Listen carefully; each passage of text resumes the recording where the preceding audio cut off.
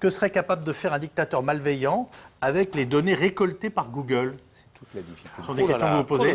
Colossal. Il pourrait faire une quantité de choses peu croyables. Il sait tout sur vous tout le temps.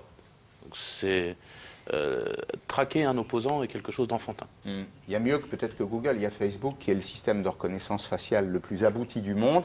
Vous croisez Facebook, c'est l'identité judiciaire universelle avec un service de renseignement. Alors, s'il est conforme à l'esprit de Google, don't be evil, ne soyons pas méchants, tout va bien.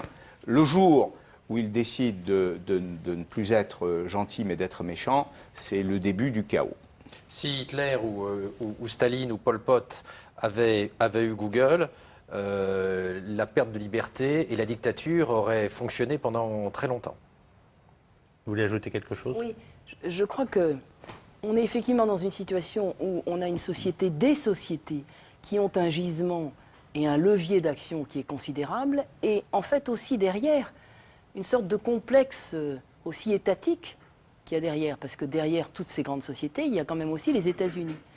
Et donc effectivement, c'est assez unique. Probablement que c'est un complexe, je dirais, digitalo-politique qui a une influence presque plus considérable qu'à l'époque le complexe, je dirais, militaro-industriel. Donc je crois que ça répond notamment aussi à la remarque qui nous est souvent faite, mais finalement, c'est pas très grave.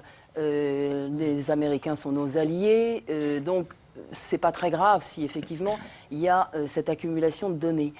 Je crois que tout ceci nous conduit à dire il faut fixer les conditions par les États, les autorités publiques et par Google, ces grandes sociétés, des données personnelles des citoyens européens, et ceci afin de se prémunir, parce qu'on ne sait jamais, sur des scénarios tels que ceux qui viennent d'être évoqués, c'est-à-dire une utilisation à des fins complètement autres. J'en ai un pas mal de scénarios. Peut-on imaginer que des pirates informatiques s'emparent des données de Google et quelles en seraient les conséquences, Benjamin?